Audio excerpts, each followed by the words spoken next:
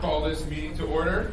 So first start with attendance. If we could go around, could we start, Lisa, could we start with you and go around this way?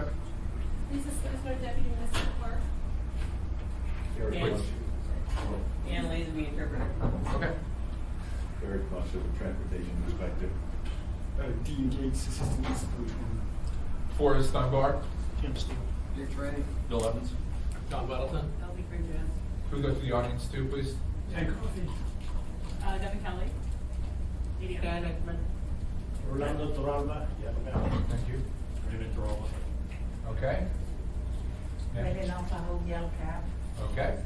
And in the, Dave Romero, anybody's there for Uber? any guys in the back? Public transportation director. And is there anybody online yet? Lisa, are we up on the bridge? So I think somebody from Uber is going to call in later in the meeting. So the plan today is to go start with a discussion of dispatch services. I think this is going to be a shorter portion, and as soon as we're done with that, we'll move into the discussion of the Uber ordinance. We have an hour and a half. I would be thrilled if we didn't use the whole hour and a half, and we could all take a break if we finished early. Also note for the record that we've been joined by Mr. Peterson. So, Eric, if you don't mind starting our discussion on dispatch services. Thank you, Mr. Chairman. So at the last meeting, members of the committee asked for a demonstration in some fashion on how the dispatch or taxi computer works. The dispatch company itself did not provide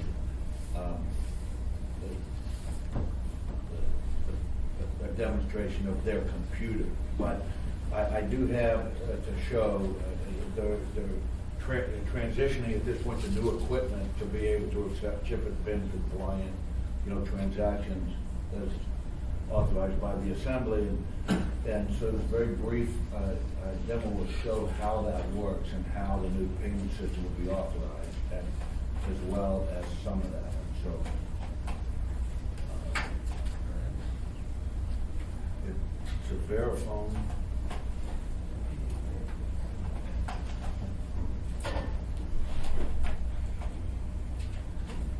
And there is no sound with it. Oh, okay.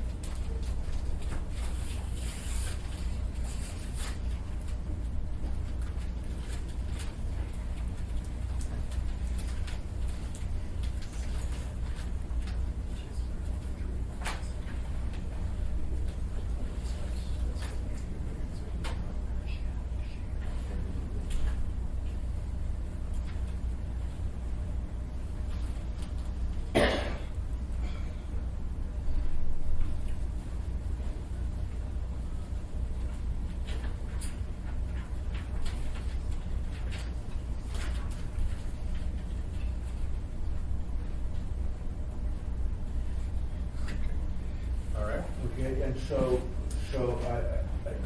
I'll back it up just for a minute for the members to accept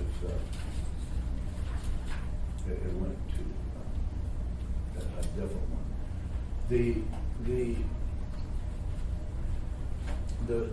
The primary issue that has come up with it is that the driver signs in. The passenger gets in, it tells them, it identifies the driver, and it actually works fairly seamlessly going forward until you get to the end. And right here is the deal. So it's passenger driven. Once the payment's been put in and entered by the passenger, The only way a receipt can be authorized to come out for is from the back seat. So all these are being mounted into the back seat. They're inaccessible to the drivers and the operators of the cab. It's come up as a really significant issue as it's moving forward. But it has made the transactional process of getting in the destination and approving the payments for the passenger pretty straightforward. These things are also able to communicate and provide advertisements and things like that. So it's a pretty reasonable step forward. It's chip and pin compliant, meets all the national issues that we have here. Though it is somewhat cumbersome to interact between the operators and just complete the process of getting that. But it's where the company is at this time. Both companies use the same software company. It's digital dispatch systems out of Vancouver, Canada. And so that's really the only information we can provide on how the current system works and where they're going to. So, Eric, could you describe how this new system is different from what existed before? And then also, are they able to do this because of the increase, the $1 increase we approved, or is this separate from that? Well, the purpose of the fee was simply to offset the cost of processing the payments. This is an evolution because nationally, any vendor that takes credit cards has to be chip-in compliant. So this is the equipment available in a cab right now that will integrate with the computer that they use. So it's kind of what they have to use. But because it also acts independently, the receipt, the transactional completion is driven from the back seat rather than the front seat. Thank you. Mr. Steele, then Mr. Turner. Yeah, my question was, does the customer get a hard copy in the back seat? I think you said, is there a printer that they can take with them that has identified the driver number or identification on it and that type of stuff? The printer actually remains up front through the chair on side with the driver, with the operator. But the passenger makes the determination that requests that receipt, and then it prints up front, and then the driver hands it to him. Mr. Trainor? Can they get electronic receipt? In other words, can the passenger in the back say, I don't want printed, I want it sent to me electronically, enter their email in, and that way it's done electronically, Eric? Through the chair, with this, no, it would print a paper receipt. Now, the dispatch company has an app. They have gone about 14 months ago to an app, and so if a passenger has, similar to T&C operations, entered their information and what have you, it could all be electronically transacted, Thank you. but not through this. All right, are there any other questions for, thank you. Thank you, Mr. Chairman. Not a question, just, like I'm really surprised because this is all over the lower 48 already. That we're just now getting something. But anyway, thank you, Mr. Chairman. No worries.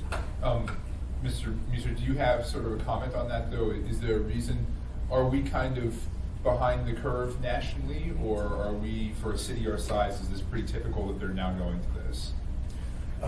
Well, this is a movement because it's federally mandated through the interbanking, network. So there's a national movement afoot to really do this in two ways. Even Square devices now have a chip and pin compliant processing device, that will work. There are some that's using that and using little tablet devices, that are more portable and not fixed. But this on the taxi side is kind of where they're going because it's twofold. A cab company can't just quit today and upgrade today, generally because of contractual obligations. So they have to look downstream over a period sometimes of 2 to 3 years. How do we get there? With the equipment we have today and where the vendors that provide it are going. And so there is a tremendous amount of catch-up taking place on the taxi side of the industry. But there is now through other, there's iCabby, there's about 8 different, not fully digitized dispatching vendors, out there that now entered the market, so it's really coming. Thank you. So we have, I think we could have 15 more minutes of discussion on the dispatch issue. My intention is to have someone from the industry, both the taxi cab permit owners and the dispatch companies, if they have anything to say now, and discuss it. Because while we were having our discussion in December, the issue of the dispatch companies constantly came up. And so what I would like is people to present their solutions now. And if no one wants to do a presentation, for my colleagues, I emailed people in the industry several times to try to get a presentation.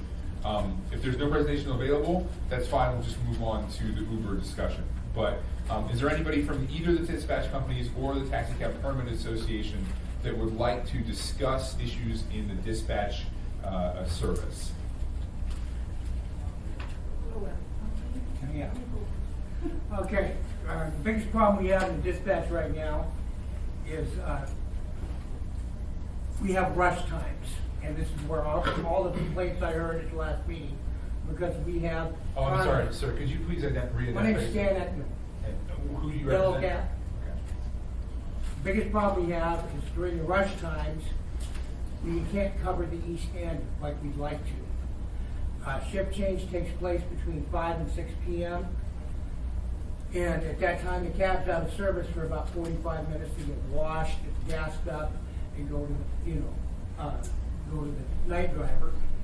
And what ends up happening is the east end has poor coverage during that time, because most of the cabs change shift on the west and south end, for whatever reason. Now, one of the solutions there's a couple different solutions to this. One, it's been floated at the last meeting, splitting a certain number of permits into single shift permits. It's economically viable, single shift insurance is available. Dispatch would give a discounted rate if both permits were run at the dispatch. This would, if he allows 50 permits to do this, this would mean at 5 in the afternoon, we'd have 238 permits. At 5 in the morning, we'd have 138. The idea would be, is it would put more cabs on the road when we needed them and less when we didn't. And it wouldn't change the number of man hours driven. Okay? It's profitable for an owner to do this. The numbers work. And obviously, a guy like me, I work noon to midnight or 8 a.m. to 8 p.m. and cover over that 5 to 6 p.m. time period. Another thing that I saw in Vegas when I drove down there are geographical permits. And the way they would work, if you have a problem on East End, you could issue 5 single shift geographical permits. And they would be like east of Bragad and Lagotas. So you get the whole medical district covered, which is one of the problems we have covering. And you get everything east of like Bragad. Those are 2 solutions. I think the first one would probably solve the whole problem. By having extra cabs on the road at that time period, you're going to eliminate the rush effect. And you're also going to increase our efficiency and our time of service by quite a bit. When I started last night at 6 o'clock, there were probably 40 calls holding in Muldoon and Mountview. And it took probably an hour to get all that cleaned up. And like I said, the reason is there's a lot more business over on that end of town. It's hard to get over there in the rush hour traffic. So that was all. Now the geographical that I saw in Vegas, that worked really well too. But I think, like I said, I think that's a secondary, something to look down the road at if this doesn't work. Mr. Steele. Geographical, how do you know somebody's not cheating? Because we've got a computer system. GPS? Yeah, you got GPS. If you were ever to do a geo, I would let them have a bounce off the airport, 1 bounce. In other words, if they drop off the airport, they can sit at the airport, pick up, and head back out. Now, as far as the Eagle River problem, and that is a problem, I don't see a quick solution for that. obviously, we tried, I was involved in the first efforts in the River Service 30 years ago with the Husky Taxi, and we were located out there. And we tried to a solution by duly permitting those vehicles in Wasilla and Palmer, so they would chase the bar break. When the bar break in Eagle River, they'd head to Palmer and Wasilla. But Eagle River just isn't gonna provide the business that it's gonna take to have even one cab operator out there. Back on the geographical, if the, who would enforce? Dispatch would. I mean, it's simple. The computer can deny it. The computer's not gonna give that cab dispatch. I got you. Okay, the computer knows everything. Yeah. And it's just gonna say, no, here's, you can't. It's all the computer's fault. Yeah, it's all the computer's fault. But it's made it much more efficient than the old voice So, thing. Stan, and maybe this is a question for you, Raphael. You said that there's this shift change from 5 to 6, and during that time, the calls get stacked up. Why not stagger the changes? Why not start some at 4, do some at 6? Are you required by our regulations to do a shift change at that time, or is it just the customary practice? No, what it is you're trying to get some equality between the day shift and the night shift for the amount of money. And that sweet spot between 5 and 6 seems to do that. Now, some cabs, not all cabs are bound to that, but the majority of them change between 4:30 and 6:30. There are 7 o'clock cabs, there's 4 o'clock cabs, depending on the owner and the situation. But still, that's the busiest time of day, is between probably 6 and 8. So, when I start shift out on Huffman, where I pick up my cab, I've got to call immediately. I'm picking up within 2 minutes of the time I get in the cab. There's people waiting for a taxi. Raphael, do you have anything to add to that or to the previous discussion? Did you? Yeah, Mr. Robertson. No, I'm sorry, the guy, I was asking him in front. Do you have anything to add to that? You're asking me? Yeah. What's your question, Mr. Doctor? Well, do you have anything to add to what he just said, or? Well, I can tell you this, his idea of, those 50 extra cabs, during the rush hour, that's not gonna work, because he's not bringing up the issue of insurance. Insurance is one thing that, is not gonna go away, but, in our meeting back in, those 2 meetings that we drivers gave the testimony to all of you, somebody mentioned it, but nobody's willing to listen to that. Insurance companies give it actually a discount at 65% of what the full That's, shift is. if there is an insurance company that will do that, I'd like to know who those are. This Actually, insurance company is not giving out any break. Cornhusker, They want perfect drivers. We don't know where to get these drivers anymore. And that's something that nobody's willing to listen to. That's why the pool of drivers that are out there, driving constantly, full-time, they have adjusted to the insurance demands. And why do they do that? Is because they want to preserve the job, and obviously that's how they make their living, And that's why there is, like a guy in my position, I'm very selective of the drivers, and not because I am selective, but because insurance puts me in a position to be very selective of the drivers. And I have a number of drivers calling me that they cannot drive. But, they got a senseless ticket, but insurance companies are making a really, really lot of that. So his idea of 50 cabs a rush hour, I'd like to know who's gonna operate those cabs. Okay. Sir, you had a comment in the back. Could you identify yourself for the record? I apologize, I walked out here, and I apologize for you sitting my back here. I will say, Sorry, can you state your name for the Kevin record? Rustin, I'm a cab driver, not familiar with it.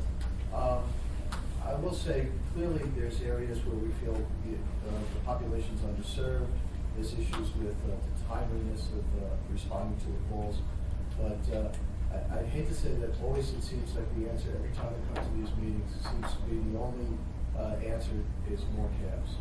Not necessarily so. Certainly, if there's a physical need for more cabs, I'm all for it. But currently, you could address a lot of these issues with the software that they have. Other cab supplying companies have it also. You will want a point system for, let's say, an underserved area, or a handicap trip, or a trip that has waited a while. And certainly the driver then is rewarding a point system, and that would get higher in the queue for the next trip that he would take. So most of the answers down Row 48 tend to go a lot with, like, let's say they just charge more. So if somebody's handicapped, lots of luggage, new special vehicle, they just charge more. You're out of a certain zone, they charge more. If we'd like to be that we're a little bit more egalitarian in Anchorage, and we don't want to charge more for a head down to Chimbliak at a certain time of day or when there's rush hour, then I would say that the best way would be is that we could keep the rates the same for all the people in Anchorage, no matter where they are, but you could have a point system that awards the drivers for servicing calls that are either gone a little while, on a certain set time. You have this control. Taxi Transportation Commission can certainly mandate things that they would like to see. Handicap trips. You'd have people, even when you talk about shift change, you could have where people would say, okay, well, normally I would shift out now, but because this would be a good time for me to run up some bonus points, I'm staying on. There's lots of things you can do. The answer is immediately always more cabs. Because the problem is, when those calls aren't needed, you still have the cabs. And those people, you just can't make money. You look at any industry where there's oversupply, they leave. You can't even keep the ACs in town. That's the announcement they make today. Thank It's you. tough times at times. Thank you, Mr. Rustin. On that note, for the record, we've been joined by Mr. Croft. Actually, this is the first sort of new idea that I have heard in this industry. It's not just about arguing about more cabs or less cabs. This is very interesting, this idea of a point system. So, Mr. Musser, could you sort of elaborate on that? Are we able to do that with the software that the companies have now, companies who speak that, and do our regulations prevent that kind of system in any way? Thank you, Mr. Chairman. Actually, the dispatch companies can't do that. Sometimes the dispatch companies, in this instance, are their own worst enemy. As Yellow Cab testified last week, they have no contract. So, and they're unwilling to enter into a contract with their subscribers. So they collect the money and it becomes a free-for-all. We have appealed numerous occasions to dispatch companies to disallow cabs sitting at the airport from putting themselves on hold, from going into a blue state, or going into an active but inactive state while people within the community are waiting for a cab. And they've just failed to do that. So the simple solution would be, one, require the contract.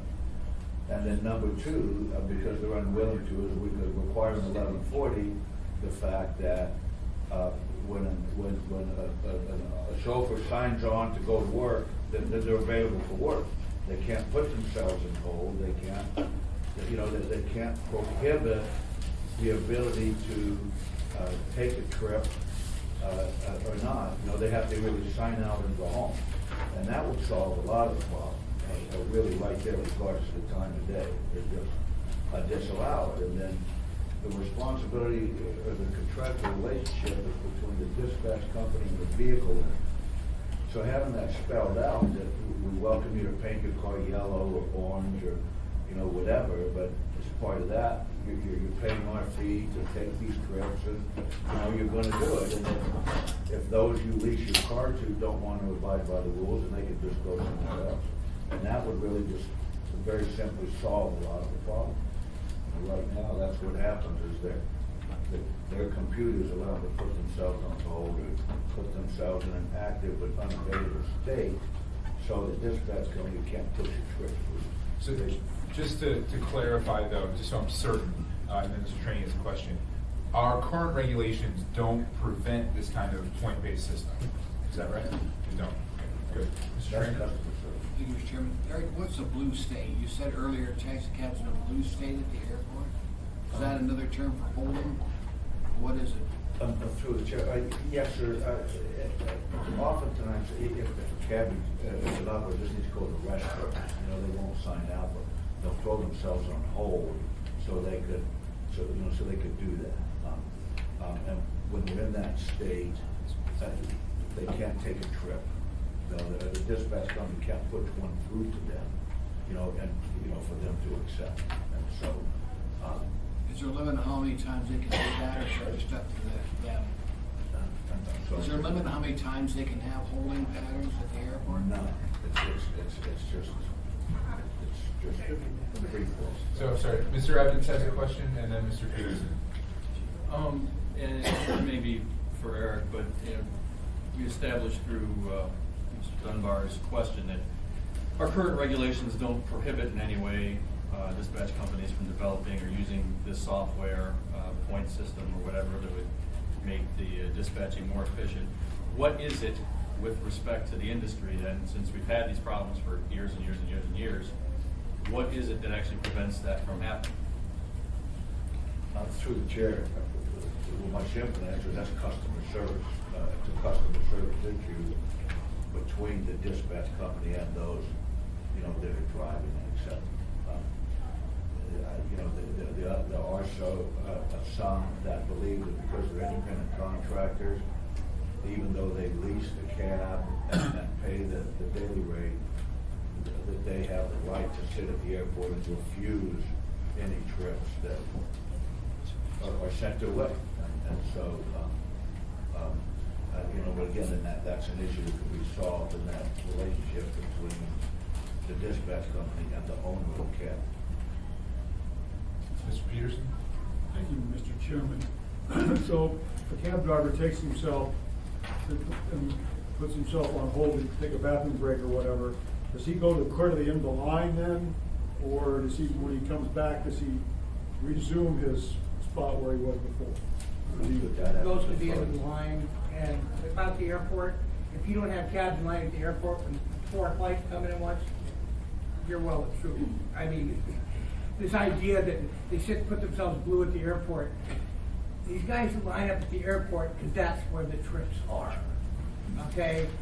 And about putting yourself on hold, if you reject 7 trips, the computer will put you off for an hour. So in a 12-hour period, for instance, if I start my day at Huffman, the old Seward, a lot of times, because it's a big zone, 400, it tries to send me to the Fred Meyers over on 2000 West Diamond. It takes 15, 20 minutes to get there in rush hour. It's not viable. I reject the trip because I'm not stupid. And I don't want that customer to have to wait that long. See, I get 7 rejects, and then I'm blue for an hour in that shed. Drivers don't put themselves blue at the airport. Drivers go to the airport because that's where the trips are. And if you've ever been to the airport and had to wait 10, 15 minutes for a cab, you can appreciate being in line at the airport. It's pretty simple stuff. Water will seek its own level. Squeaky wheel will get the grease. So, sir, you had a comment there in the back? Yes, sir. My name is Bob Ransom. First, I'd like to apologize to Mr. Evans. I sent out a bad email after that conversation I had with him a year ago. I've been pretty sick the last couple of years. Anyway, Checker Cab is a different type of dispatch. I work through this Checker. I'm an owner, operator, and a driver. Our system, we can reject calls all day long. We can go blue, we'll stay 1. They don't put us back last. Mr. Ekman there, it is correct. The drivers go to the airport because that's where the money trips are. You usually will get a $20 trip minimum. Sometimes you'll get a less of a trip. But the drivers play the airport because they can make more money there. And that's where the majority of the drivers will go. I think the big problem is the shift change. If we could stagger that, because the calls between 4 and 6 p.m. is a good amount of the volume of calls. And now the bar break, I've been working some night shifts. I think they got the bar break thing pretty well covered. I've been working at it. There's not too many problems with that. The police are down there patrolling now. Every night they're on every corner at bar break. And the industry is just, we're struggling with the amount of cars we have making money. Tuesday you're having a hearing for Uber. We know Uber's going to be back sooner or later. So any issue with needing more cabs will be covered through that. And it's not going to create any more jobs. Those are going to be people that have jobs who are gonna jump in their car when they're at the end of their work. And it's really gonna impact the night drivers. And that's just the way it is. And if I could add one thing, one of the big problems we had in Vegas when Uber came in was traffic. The amount of traffic on the strip doubled overnight. That's why they didn't allow Uber on the strip. It's because you're gonna have downtown, you're gonna have 100 extra cars running up and down, trying to flag, which is, that aren't a permit, you know, and the problem is a lot, we know the decorum downtown. When I go to the Pioneer Club, I know the police will let me pull up on the sidewalk on the corner because there's no place to park. So I can load passengers and try to keep out of the way. You're gonna have complete and total chaos downtown, and I guarantee you. You're gonna have people killed, and I guarantee you that too. What's gonna happen is people are amateurs, you know, doing this part-time, are gonna be down there in a personal car with a Uber sticker, and they're gonna be running over people, and they're gonna have people trying to jump in their car. It's gonna be a nightmare downtown, the bar break. I think that's a good segue into our next topic of discussion. We have an Uber ordinance. Could somebody please turn on the light? They turn that off unless, well, actually, Derek, do you have another video for this one? Well, one, That's, can you turn them on? Yeah. one brief one on. I'm sorry, so we're gonna move on to the Uber ordinance now, okay? On how that app works. For those that are unfamiliar with how that app works, so. Does this one have sound? Yeah, this is the, right here, it's ready to go. Yeah, I think it believe it does.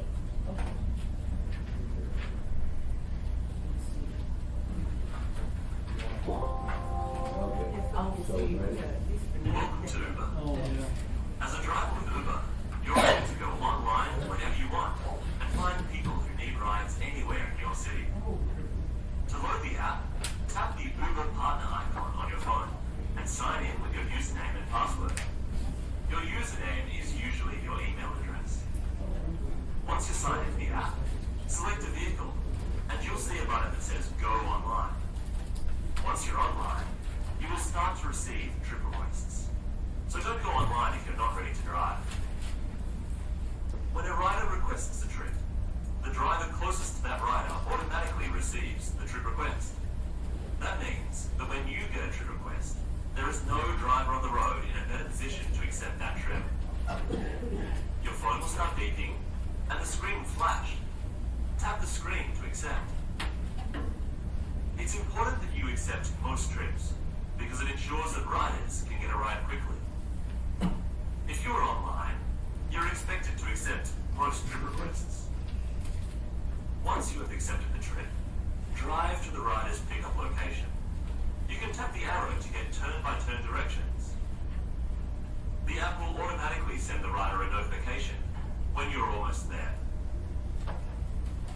If your rider entered the destination, you will hear this sound. If the rider did not enter the destination, you can enter it in the app. Your rider may not be ready right away, so we suggest waiting a few minutes before calling or texting. Riders generally prefer text messages to phone calls, but make sure you follow all driving rules. Once the rider is in your car, ask their name to confirm the trip. Saying something like, "What is your name, please?" is much more effective than asking, "Are you Chris?" If you say that, the person could pretend to be your rider, Chris. When you know you have the right rider, slide to begin the trip. If your rider entered their destination, you will see the route to the destination in your app.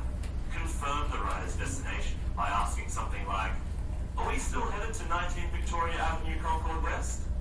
Once confirmed, tap the arrow for turn-by-turn directions to the destination. And once you arrive, slide the red button to end the trip. Payments are calculated automatically, and both you and the rider will be prompted to leave a rating for each other. When you're done, Press Go Online and you're ready to accept another trick. Is that it? Okay, and, Great. Eric, could you turn the light back on? Yes, Mr. Chairman, that was it. And so, as the members can see, it's really a significant technological advancement to go to an app-based application to do it, and it's cashless. It's important to know that it's cashless, and it's all to be able to use an app. You as an individual have to sign up for it, provide valid credit card information, and what have you, to store it, for it to use. That's all, Mr. Chairman. Eric, could you, I'm sorry, Mr. Trainer, your question? Mr. Chairman, yes, Eric, surge pricing. I know that Uber does surge pricing. Will that show up in your screen that we're now in a surge pricing state when you call for a ride? Or is that a nice privilege you're gonna find out at the end of the ride? Through the chair, yes and no. If you, as the rider, entered your destination in advance, it would then compute an estimated fare.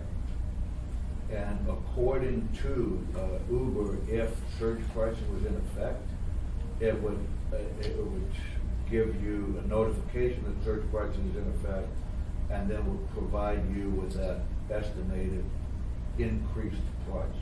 And you would have to agree to it before it sends a vehicle to you. Thank you, sir. So If you did not enter a destination, though, it would not do that. And so, in certain instances where it did not happen, you might not get that estimate until it was entered by either the driver or you once you're in the vehicle. So before we go to Mr. Evans and Dean presenting the specifics of this ordinance, Eric, could you give us a little bit of history about what happened the last time Uber tried to come in, sort of? Well, I'm curious from your perspective, sort of what happened. They came and then they left, and from your perspective, what was the interaction like? Well, Mr. Chairman, Uber came in 2014, as has been a T&C model in regulated communities around the country, alleging that the laws didn't apply. And so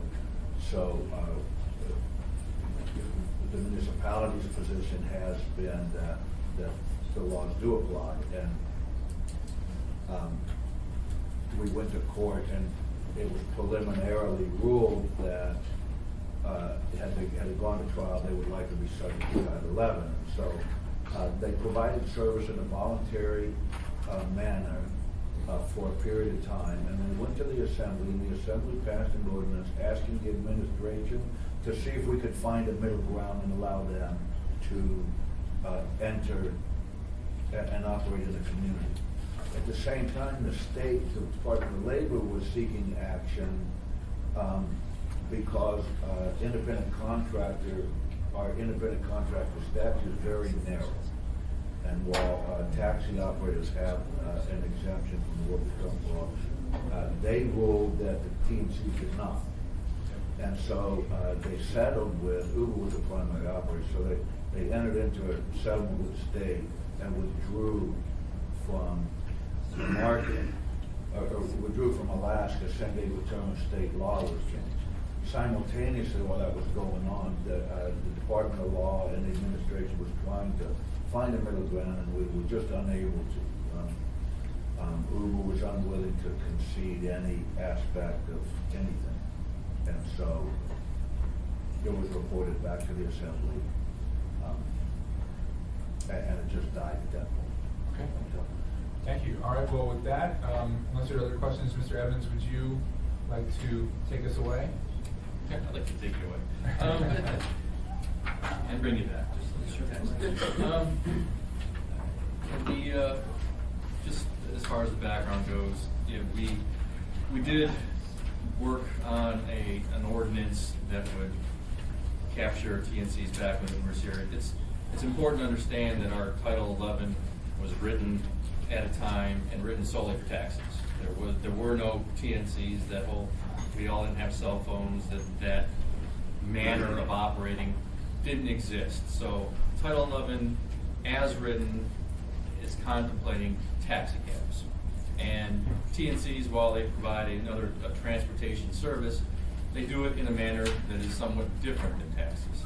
So when Uber came into town, Title 11 doesn't match the way they operate.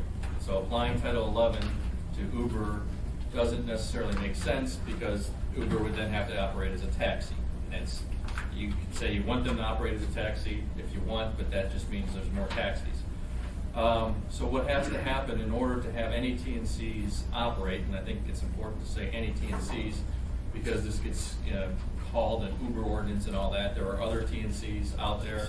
There are other TNCs that are currently in Alaska, not operating, but are interested in the legislation in Juneau, that are expressing interest in operating here, such as Lyft. So it's a TNC ordinance. And in order to allow those TNCs to operate in Anchorage legally, you have to put something into Title 11 that would accommodate that model of transportation activity. What that is, it can vary.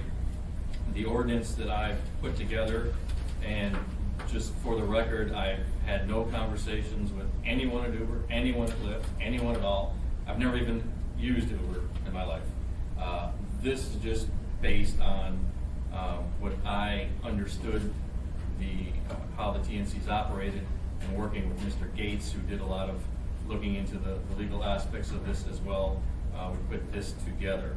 The goal of this ordinance, in my mind, was to create a framework that matches how TNCs operate. It wasn't designed to make them change their operation to be more like taxis or less like taxis. It was designed to create a legal framework for TNC operations.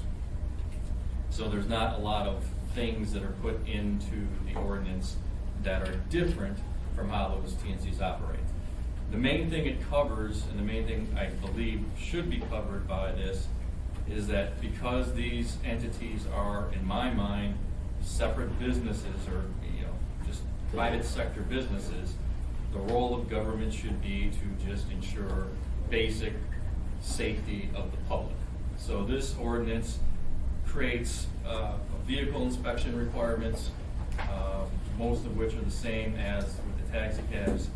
It requires criminal background checks, driver license background checks, and it has the same disqualifying violations that we have in the taxi ordinance. It requires certain insurance requirements, and the insurance requirements are complicated because, as you see sort of on that video, how these TNCs operate, there's different periods of time, because they are, like the gentleman said, they're just basic people that aren't necessarily professional TNC drivers. They might work in their job during the day and just do Uber at night or whatever. And they're driving their own vehicles. So the insurance has to cover them through different phases. When they're just using the vehicle for their own purpose, when they click on that app to say that they're ready to accept a ride, but yet not having started an actual ride, and then the period when they actually have a ride that they've accepted, they have somebody in the vehicle and all that. Over the last few years, since Uber was here in 2014, the insurance industry has been developing somewhat and is created better packages for those type of situations. And we established certain minimums for those various phases in this ordinance of what they would have to cover. I think that is primarily the gist of it, and Dean can talk about how we came up with some of the specifics in the ordinance as far as the costs and the various things.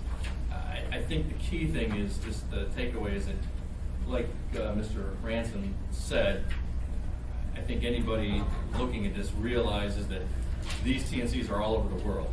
I have a good friend who was just spent a month in Russia and was using Uber the whole time, thought it was great. I think Anchorage has to find some way to accommodate our citizens having access to this service.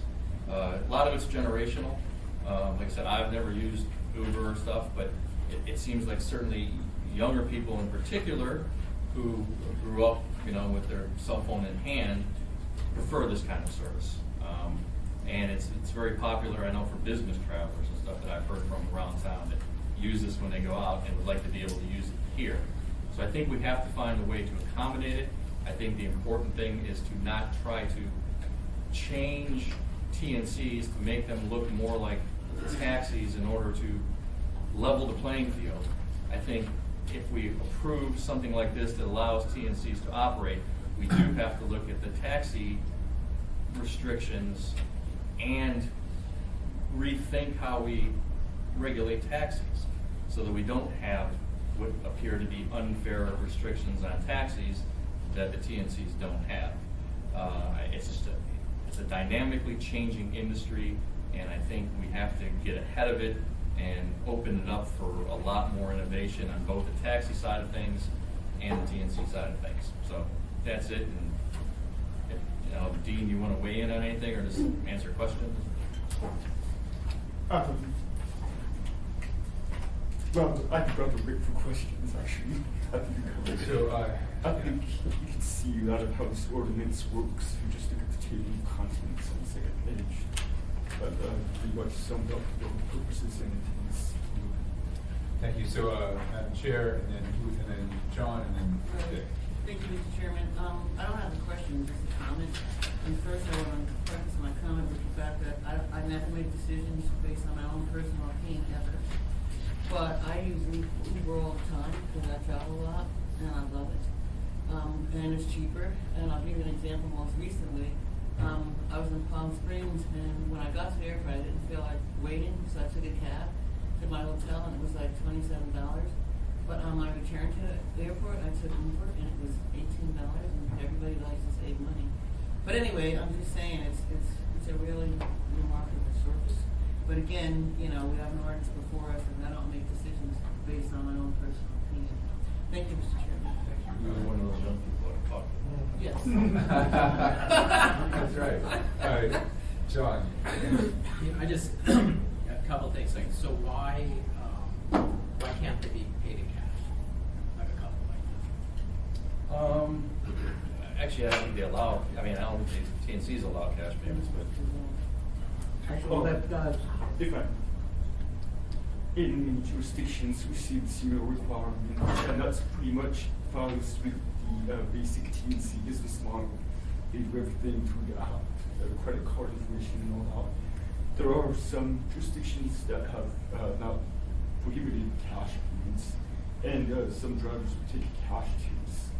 But this is generally intended to follow what's the standard business model for TNCs. And most of them were discouraging payments of cash, from what I understood. I think that part of the convenience of a TNC and how they operate is to take out that hassle of dealing with the driver and making the payment, how much is the fare, and giving change, and so forth. None of that's reason to worry about when it's a credit card and electronic payment transaction. Some of that interaction is where people get angry at each other, for example. But that could be left to the whatever TNC to consider. It's not critical to the goal. I can imagine this passing without that. And then, I don't see that it's required either or not. and then another one, they're not allowed to take people hail the vehicle. Why would that be? That's correct. Part of this is saying that this is a really different type of transportation service. If we start allowing street hails and cash payments, it becomes more like a taxi cab service. This isn't a taxi cab service. So we need to make stations somewhere in order to avoid things like equal protection type claims. And then, in Anchorage, it's not as big a deal. From what I understand, we don't have a huge hail business, do we? Oh, yeah. Well, then 70% of the money I make over my meter comes from street hail or the airport. Well, then it's also a benefit to taxi industry, so it doesn't allow these TNCs to infiltrate to that. Sir, they do though, wherever they are, they do hail Stan, all the time. please. All right. So that's an additional goal here in this ordinance. It's not just to allow Uber and public safety and so on, it's also to separate taxis. Well, I, not only separate, I mean, they're two different entities. Under Title 11, if this was passed, there'd be TNCs and there'd be taxis. And to some degree, we want both a thriving industry in both. So that particular aspect would be one of them that would sort of allow that someone to have. So just note for everyone, but mostly my colleagues and myself, we should speak up a little bit because I know it's very hard to hear in the back of this room. The other point I'll make before we go to you, Dick, and then Elby, and then Pete, to John's point, the research that I've done and sort of my experience with TNCs and other places, this seems to be a pretty standard and almost hard and fast rule that you don't allow TNCs to do street hails. I don't know if there's a jurisdiction that allows it. Anyway, Dick, do you have a question? Dean, on page 11 of 23, line 29, says the TNC has obtained a criminal background check. How are you going to have them do that? How could they get a criminal background check on drivers?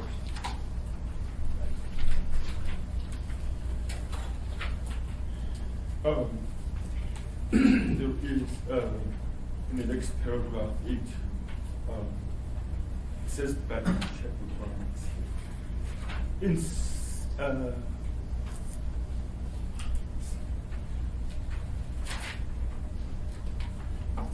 That was one thing in this ordinance that's different from the prior ordinance.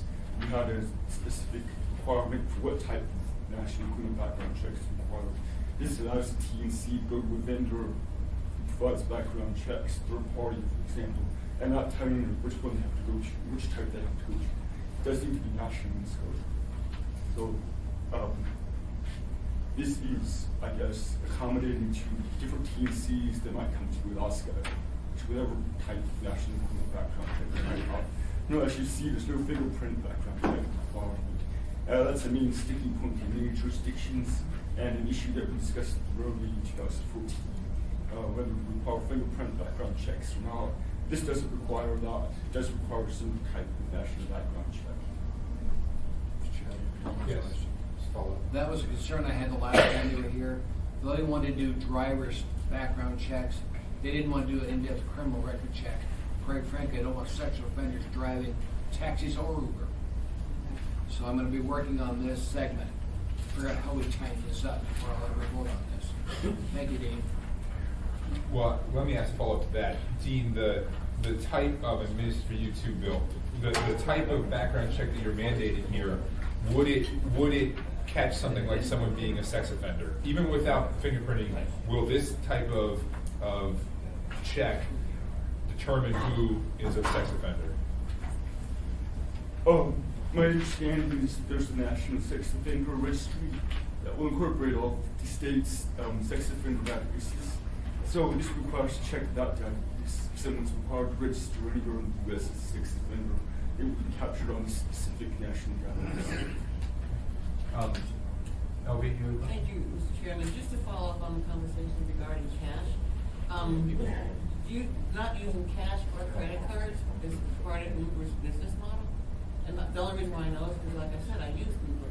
When you get the app on your phone, you have to give them a credit card, and you never see a credit card again when you call Uber. It's just, so that cash isn't going to work. But anyway, thank you, Mr. Chairman. Thank you. Pete and then John. Thank you, Mr. Chairman. I wanted to talk a little bit about insurance coverage. So, to say a TNC driver turns his phone on or whatever he turns on to let him know that he's available for a ride, but the insurance doesn't actually kick in until the rider gets in his car? Is that the way this is supposed to work?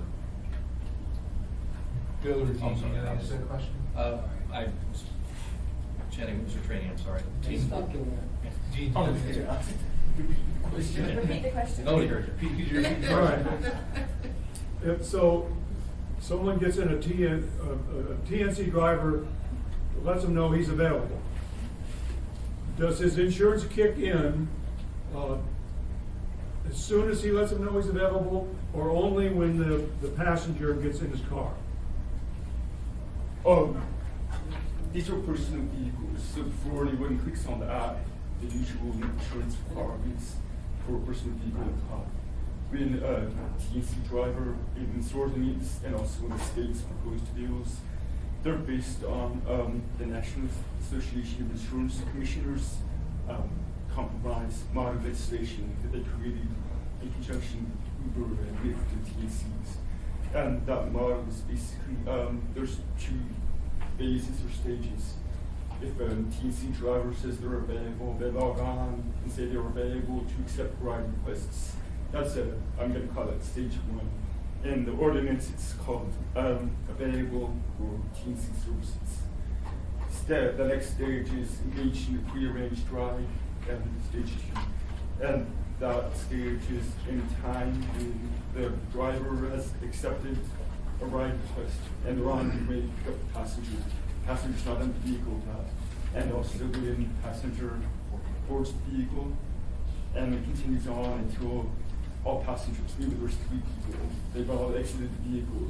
So stage two is from when they're on the way to pick up the ride, the passengers, and all passengers exit. That's all stage two. For stage one, the insurance requirements are a little lower, because the passengers are there and on the way to get a ride. They're just waiting and watching the app. At stage two, the insurance requirements are in this ordinance about the same level of insurance coverage that's required for all our other vehicles for hire, taxi cabs, and other vehicles for hire. In stage one, the insurance requirements are the same as, at least the coverage limits level are the same as those for personal vehicles. Do you have any follow-ups to that, Pete? Not at this time, thank you. So I think we have John and then Bill and Dick. I didn't mean to harp on this cash thing, but it bothers me. But, you know, there's places, I mean, there's businesses that don't take checks, but we don't say it's illegal to take checks. I mean, to me, somewhat, if we can tailor this to existing TNCs or operations now, but all of it's so new that in 5 years, they could have a whole new kind of thing where you wouldn't even use a phone, who knows what you're using. Right. And so things like that, I don't know if it really meets the goals. I say, okay, if they don't want to take cash, that's fine. A lot of businesses don't take checks, some don't take cash. Right. So you're saying we could just leave it to the industry to decide? I mean, I know Uber doesn't take cash and they can do that, but you're saying why make it part of the law? And that would jump down to me, and I think there were some others here. I'm going, well, that seems like their policy now, but it's not. Maybe we need to do it, saying that's the big goal. I have a lot of red on this. It's that kind of thing. Well, take it up with Bill. No. Bill, you're next. Yeah, I just wanted, because Dean mentioned it, and I didn't mention it in my opening comments, about the state legislation that's currently pending. As most everyone knows, Senator Costello introduced, pre-filed an ordinance that would do a couple of things. One was to kind of change the workers' comp issue to provide TNCs with the exemption. And the other was to create sort of a regulatory framework for TNCs.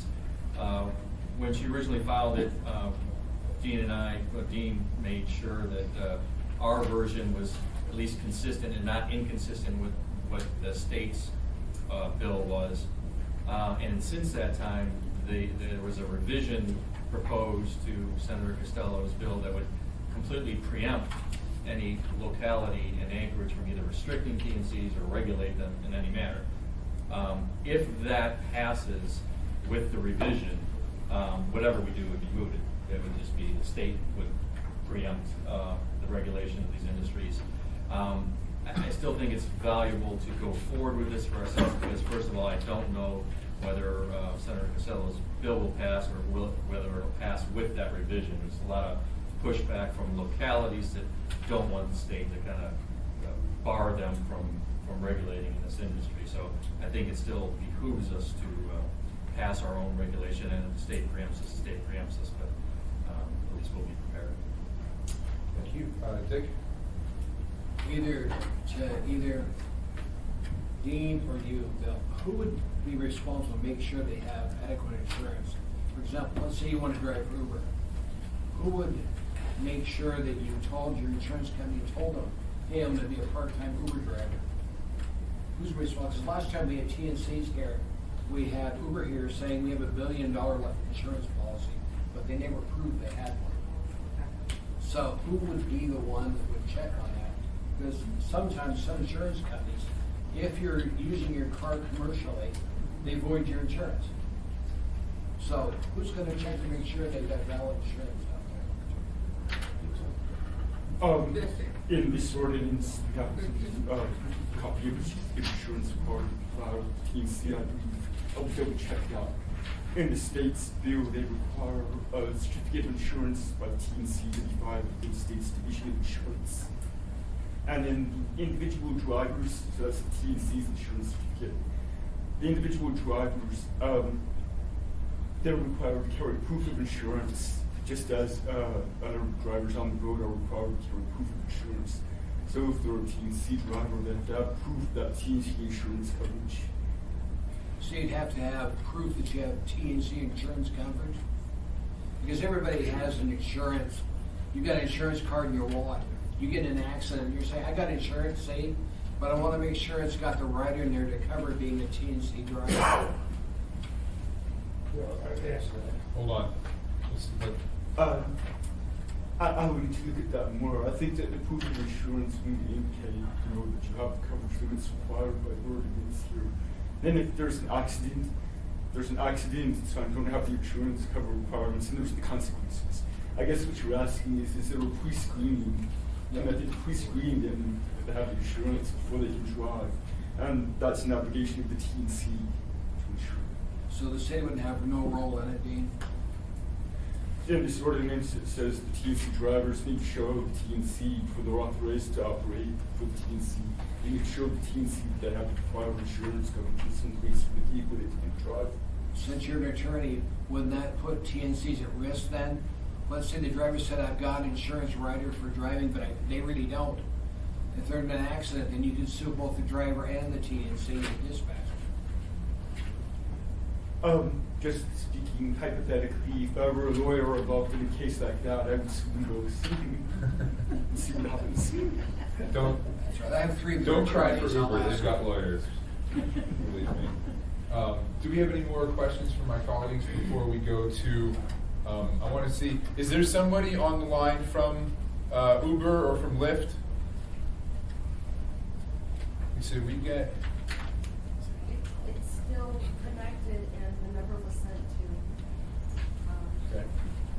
All right, well, so we also have a little bit of time for a representative from the taxi industry that's on the schedule. Yes, Lisa? would you like me to call him? Yeah, if you don't mind calling him. In the meantime, so I reached out to representatives of the taxi industry several times. Maybe I was reaching out to the wrong person, but I reached out to the lawyer and to the lobbyists that reached out to us and to some of the owners asking for a presentation. I haven't heard anything back, but if there's anyone that feels comfortable sort of expressing some of the views of the industry, now is the time we'd like you to do it. Yes, go ahead. Stan Ekman, Yellow Cab. Are the Uber drivers to be drug tested? Bill? Yeah, there's I think the only drug testing requirement is post-accident. Yes, after an accident recently. Okay, and the next, I guess there's a couple issues here. You know, the difference between this right here and a meter in my taxi is none. Okay? They both work on GPS now. They both are just, it's like an abacus and a calculator. It's saying one's better because one's more sophisticated, but they still do the same job. And my issue is, I can't use this when I'm driving to the state. How's an Uber driver supposed to? In fact, the state law still says that a dispatch device has to be permanently affixed to the dash of my taxi. Checker Cab spent a couple $100,000 complying with that just 2 years ago, 3 years ago. You know, all of a sudden, what's sauce for the goose is not sauce for the gander here. You know, to say that Uber isn't a taxi service is absurd on its face. It's sophistry of the worst sort. okay? They will pick up flags, I guarantee you. The testimony we heard from the owner of the Brown Bag, the Pioneer Bar, they were all enthused about having Uber come down there, and the only way they're gonna get in there is by flagging. There's no way in that melee, downtown, between 2:30 and 3 on a Saturday morning, that they're gonna do anything but flag. So, and to say they're not gonna take cash, Lyft takes cash. You know, they will take cash. The driver will make a private deal, put Uber out of the loop, it'll happen, I guarantee you. I saw it in Vegas. You know, I saw that traffic in Vegas double overnight. When every bingo queen with a newer car gets out there and needs some bingo money, they're gonna be out there driving. They're gonna be out there at 2:30 in the morning, taking up spaces that car taxis can't even pick up. This is a guaranteed done deal. Yes, go ahead. Okay, yes. My name's Dave O'Malley, and basically I talk to both companies, Uber and the cab industry. And I think I represent the drivers in the cab industry more than Stan. I'm saying they come up to me all the time, when's Uber gonna be here? They buy cars, they're waiting for Uber. Uber is maybe a TNC, but it's a job for cab drivers, flat out. And I just wanna say, you know what happened last time with the cab, you know, the referendum or the ordinance to get the cab industry? Did they try to improve service? I'm talking about the permit owners. No. Did they try to improve their image? No. What they did was they put in this voter referendum. They have no intentions of changing or making any of the changes they brought up. I also want to bring up the leases. Now, last meeting we had TI here say that the price to lease a cab is $2,000. That's $24,000 a year. He also said it's about $11,000 a year for dispatch service, over $9,000, close to $10,000 a year for insurance, plus another $10,000 to $20,000 for a cab pack, and that's over $50,000 to put a cab on the road. I assure you, right now, to put an Uber on the road is just bringing a car in, it's zero. Leases, people leasing cabs, one Uber. Now, we got the drivers at the meeting, you heard them all, supposedly a few drivers up there crying, they can't make money, they're working 7 days a week, 12 hours a day, blah, blah. Basically, the cab driver system right now is 100% commission. Now, if you're not a go-getter, if you don't work hard, you don't try to make money, you're not gonna make money in any commission job, sales, cabs, real estate, whatever. The problem is, in the taxi industry right now, they don't care if you make money, and a lot of drivers don't care. They shouldn't be working for a commission, type job. They're there and not making money. They're working these 12-hour shifts, or probably not, probably working 6-hour shifts, but they're working 7 days a week, at least paying a lease. They get burnt out, they fall behind. Next thing you know, they're worried about losing the job. There's a feeling of sympathy and empathy for the owners. Don't fire me. Why they're here right now defending the owners over their own best interest. These same drivers who are not ambitious, who work for Uber, go out there for 6 hours, go through the minimal, and still make $100. These drivers are going out there 8 hours, running out the airport, sitting, making nothing. At the end of the day, maybe $30 in the pocket. Uber is a better deal, 100% better deal, I said, for people leasing cars. It's a 100% better deal for drivers, and it's just a better deal all around. And I also want to bring up something too, and that's the Transportation Inspection Office. He also said last month that the whole industry is 60, 100 years behind the times. So is the TI office. Uber does everything on its own, flat out, no expense to the municipality. What we're paying right now for the TI, what the cabs are paying, $1,000 a month more every year, does not cover the expense of the Transportation Inspection Office. Mostly what the Transportation Inspection Office is doing right now is taking the responsibilities and the liabilities for the dispatch companies and the cab owners away from them and throwing it on the taxpayers. Uber covers everything, does everything itself, without one penny cost to the municipality or the tax credits. If you look at that, you gotta say, why do we have this iconic whatever system that is obsolete? Trying to change it, build it, increase it, it just doesn't make any sense. Uber's coming in, I hope just let them come in, Uber and Lyft, or whoever, doesn't work on the cab industry. Just think outside the box, let them work it out, if we even need it. All right, David, thank you. That's a good, long topic. Let people want to talk. Lisa, were you able to get a hold of them? No. I feel like we just got a presentation from Uber though, so Okay. thank you, David. Uber is a lot more efficient. Is there anyone, I'm sorry, so you already spoke. Is there someone new who might be able to speak? Well, I got a question for you. Oh, sorry, Mr. Rutland. I just want, so you said permit holders like it, is that because they saved that $50,000 of getting cabs?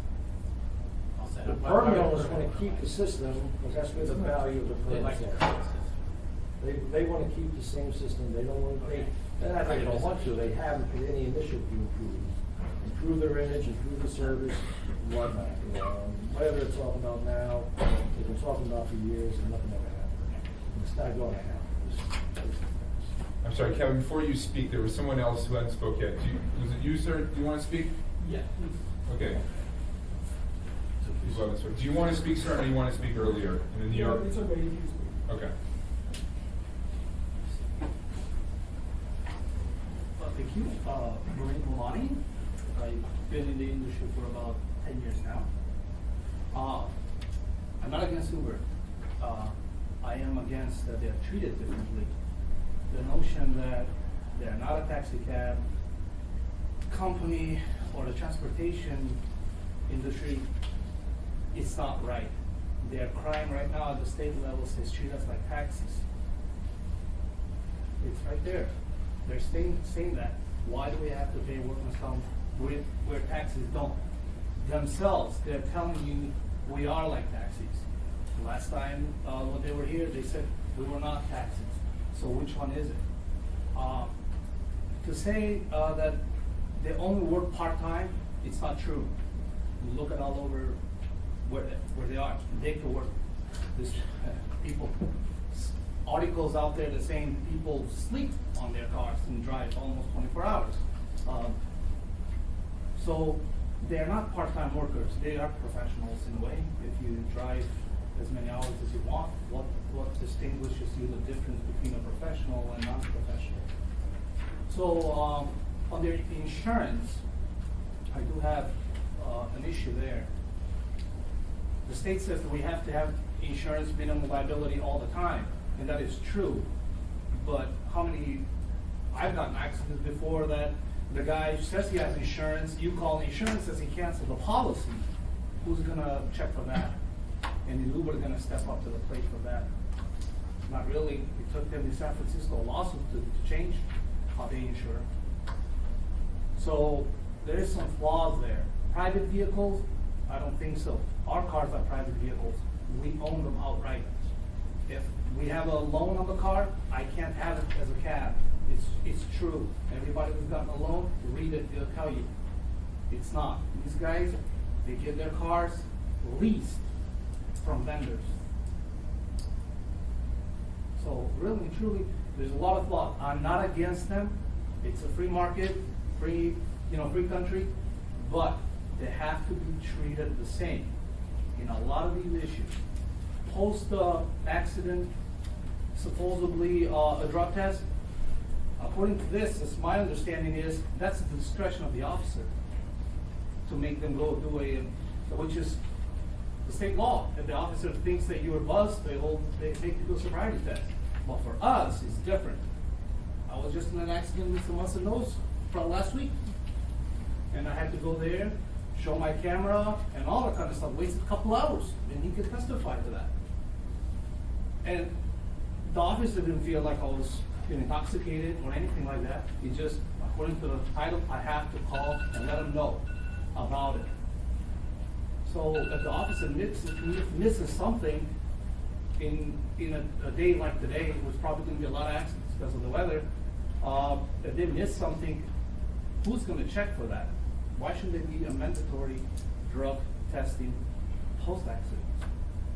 Or should it or should not? Why there shouldn't be. And I think, according to this, as my understanding is, it's the discretion of the officer. Is that true? Can you answer that? Yeah, it's if there is evidence that the accident was in any, related to any drugs or alcohol. Is that different than, Mr. Messer, is that different than the requirements the cabs face? Yes, sir. Mr. Weldon? So you're a driver? I am a driver and I own my permit, that's why. So if Uber comes in, would you switch to do an Uber instead? I Save can't. a lot of money? I can't switch. I already asked my insurance, they said, you drive Uber, we drop you, even my commercial policy. I'm more than happy to give you my agent's number and you can call her and she will tell you that. But you could quit being a cab driver and just do Uber. True, but my investment, So, where's that coming from? I have a question for Mr. Evans or Dean. I know that in some other cities, you can use the Uber app to call cabs. Does that require some kind of regulatory change? Maybe Mr. Muster, you could ask this. As it's envisioned now, could you call a cab using the Uber app? Or, I'm sorry, any TNC app. I keep saying Uber, but I mean any TNC app. Well, I think we referred to that. I do know in other jurisdictions, especially with disability transportation, the TNCs largely don't provide that kind of transportation. They're struggling. So what they've done is they've actually put as part of their app a referral. So if you need disability transportation, you can push that button that will refer it on, for instance, to a cab company that has, those vehicles available to provide that transportation. And that's used in California market, Chicago, New York, and I believe as well as Houston. So they do provide links in areas where they don't provide service. It's important to note, if I just might make a brief comment, technically, Title 11 requires a cab to subscribe to a dispatch company and only one. The TNCs have been fairly public with the fact that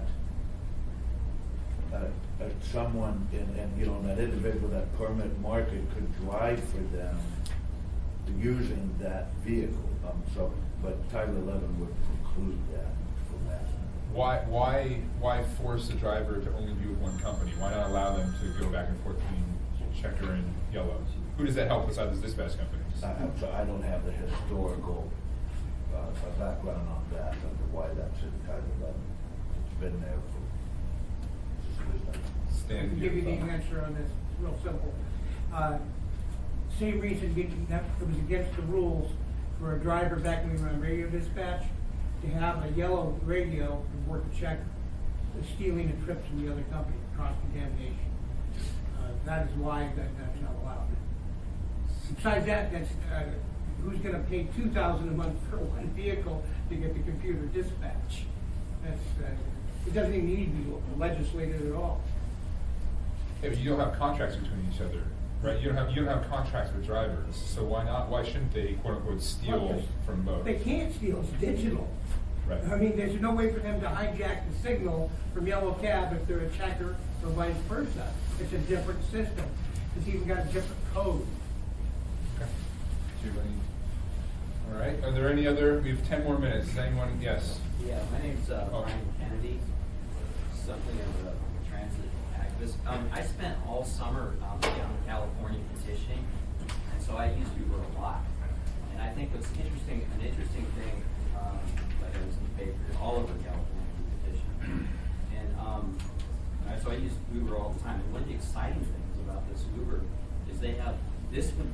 If it were, I haven't read the bill, so it would make jitneys legal. Jitney is I don't know if you know what a jitney is. A jitney is an old-time service where they don't simply pick people. They have they'll pick someone up and then they'll go to the next closest person and you'll share a cab with up to whoever people can fit in the cab. But it was my experience that I only had to share the cab half the time. Usually it was only one other person, and it saved you half. And what this would do, it would make jitneys legal. It's really neat. And it saves you half the money. You do have to wait a little longer because you to go out of your way to pick up another fare. And I think that's really neat. And I wish that Title 11 did have an allowance for jitneys to make them legal. And to my mind, it would introduce a unique service to Anchorage, Uber Pool. And I thought, and my sister thought it was great too. She also did a lot of training down in San Francisco, and she loved Uber Pool. And as a woman, she really liked it because she kind of doesn't feel comfortable, but because when you have other passengers, it made her as a woman feel more secure. And so I think that's an exciting thing. And I don't know the answer. I want to make sure, I hope that it has some sort of allowance for Uber Pool, or if this is incorporated into it. I haven't read it, so I don't know if it does. My hope is that Uber or somebody would see that. So anyway, I just think that this is exciting. It brings in a whole new service to Anchorage of jitneys. I would hope that jitneys would be legalized within the. Currently, it's my understanding that jitneys are illegal in Anchorage, like a cab could not replicate these services legally. So Thank you, Mr. Kennedy. Mr. Peterson, you had a question? Thank you, Mr. Chairman. And something one of the testifiers said a couple minutes ago reminded me about this question. So, and I looked through here and I didn't see anything about cameras in the ordinance, Mr. Evans. Doesn't require cameras. Doesn't require cameras, so it could possibly be a public safety issue. I mean, those cameras have come in pretty handy solving crimes in cabs in the past, I believe. So that, just wanted to bring that up. Thank you. Well, that's an interesting question. So for Bill and for Dean, in your research in other jurisdictions, do any other jurisdictions require either mandatory drug tests like we do with the cabs, or cameras in Uber vehicles, or I'm sorry, TNC vehicles? I'm not aware of any, but Dean did more extensive research than I did. I don't recall seeing a surveillance camera requirement in other jurisdictions. As for drug testing, some jurisdictions still require the drivers to get licensed by the local jurisdiction and by other requirements. The state of Minnesota and Minneapolis require a drug test before they can drive. So, again, this is a dynamic area that's covers a whole bunch of different approaches across the United States. So does this ordinance, and I apologize, I read through it, but I'm not recalling, does this ordinance require a chauffeur's license for these drivers? Are there any other jurisdictions that do that? I think that's what Dean just said, unless I misunderstood it. Some other jurisdictions do. I couldn't really tell you how many or how common it is. I don't think it's common. This ordinance only requires a TNC license. The TNC authorizes the driver and the vehicle. The municipality only authorizes the TNC license. Okay. All right. Well, we have 5 more minutes. If anyone would like to make a comment, otherwise, Kevin, you're waiting for. First, I'll stand up for Eric. Kevin Rustin, driver. I'll stand up for Eric. Eric's office is self-funded by the drivers and permit owners, I might add, from the fees that he gets from that to oversee the industry. So there certainly would be no reason to get rid of Mr. Mussey's office and the wonderful people that work there that oversee the industry and make sure that we run properly. The other thing I was quickly going to bring up is that 2 major reasons why cabs are permitted in the first place that would be public safety and as adjunct to public transportation. Right now, you have control over the prices. You also have control over issues of public safety. You are looking to relinquish that completely. It is amazing that you're looking to throw this into the hands of other people. I certainly hope the Assembly members take the time to contact other municipalities where this has been an issue, where these TNCs have come in, and please don't make believe like it's rideshare. It's a business. You have an obligation to regulate a business. We're not talking to put roadblocks in front of people. We're just talking about public safety. There's clearly incidences. We could talk about people in Michigan, the 6 people that were killed by the Uber driver. We could talk about the guy who lost about an eye being attacked by an Uber driver. There's reasons why cabs were regulated in the first place. Prostitution, illicit drugs being delivered to places. You should keep your oversight. Don't give it up. It was a gift. People entrusted you with it. Thank you, Kevin. So I think we're going to wrap this up unless there's more comments or questions from my colleagues. All right, David, you already had a chance No, I to just speak. want to just show Mr. Peterson the receipt from Luke. What's that? I just want to show him the receipt from Luke. This is a receipt I just took. You have the driver's name, you have the time in the car. You have his driver's license, you have all his information right here. That's more than you would get from, so if there is a situation with the police going to contact the driver, they have everything right here. Picture, license plate number, his driver's license, his name. So, once again, I just want to bring that up. Everything is taken care of here. Thank you, Mr. Malley. 3 in the morning, it closes. For joy.